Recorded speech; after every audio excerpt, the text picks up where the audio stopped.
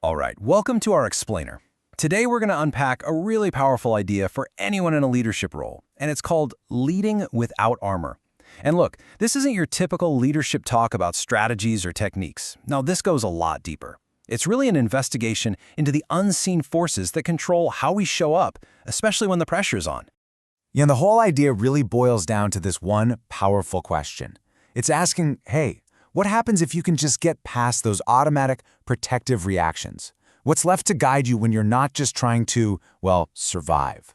And that right there, that's what's called the leader's paradox. It's all about that frustrating gap between what we want to do and what we actually do when things get tough. And if you're a high achiever, I bet this feels pretty familiar. So, picture this. On the outside, you look like you have it all together, right? You're capable, you're credible, you always deliver. But underneath all that, it's a totally different story. There's this constant tension, this feeling of being braced for impact. Your confidence? It's not really about ease. It's more like being constantly ready for a threat, even one that might never show up. And wow, this next quote just hits the nail on the head. Think about it. You knew exactly what you wanted to do, right? You had this calm, clear intention in your head. But then the moment hits, and bam, something in me knew the right move. Something else moved first. That gut-wrenching feeling, that gap, that's exactly where we're going to focus. So that's the big question, isn't it? What is this something else that just takes over? Well, this brings us to the core diagnosis of this whole idea, something called the unseen architecture. It's this framework that explains how our deep-seated survival instincts are quietly, almost secretly, running the show. So what is this survival architecture? Well, it's a system, and this is absolutely crucial. This is not a flaw. It's actually a really intelligent system. It was built way back early in our lives to keep us safe.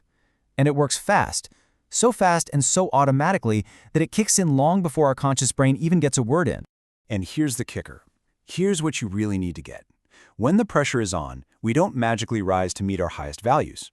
No, we default right back to this old, pre-programmed architecture. It's a really powerful and honestly a pretty humbling idea, right? It explains so much about why we sometimes act in ways that even we don't understand. Okay, so this architecture, it isn't just random. It's built on three key foundations, what the source calls the 3 T's. That's toxins, trauma, and thoughts. Let's dig into each one. So first up, T1, toxins. Now, when we say toxins, don't immediately think of some big dramatic event. It's more like the emotional weather you grew up in. Just imagine a silent dinner table, night after night. Nobody has to say a word, but the child learns something powerful. Don't make waves, don't add to the burden, don't become the problem. And see, that's not a thought you have in your head. It's a lesson your body just absorbs. Next, we've got T2, trauma. And the way this is framed is really interesting. Again, it's not always about one single terrible event. It's often about the very things we did to cope that now hold us back. Let's take an example. Maybe you learned to take control when everything was chaos. That was a great solution. It kept you safe.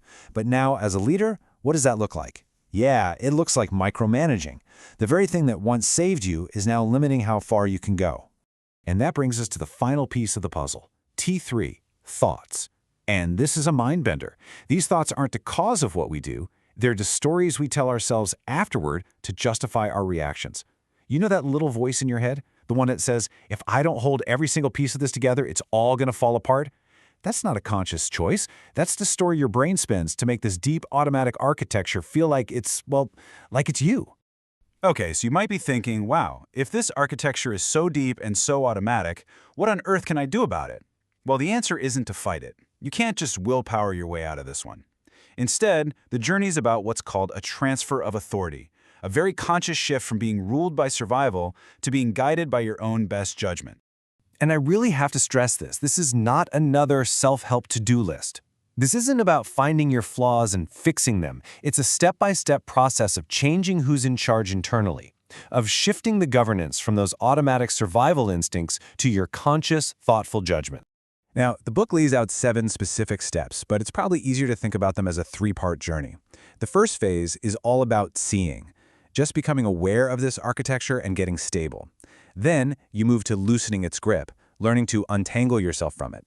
And finally, you get to the point of leading, but from this new, more centered place of responsibility and real judgment. So you go on this journey. What's the payoff? What does it actually feel like on the other side?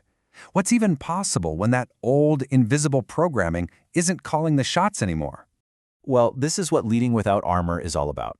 And it's not a performance. It's not a new style you have to learn or a posture you have to fake.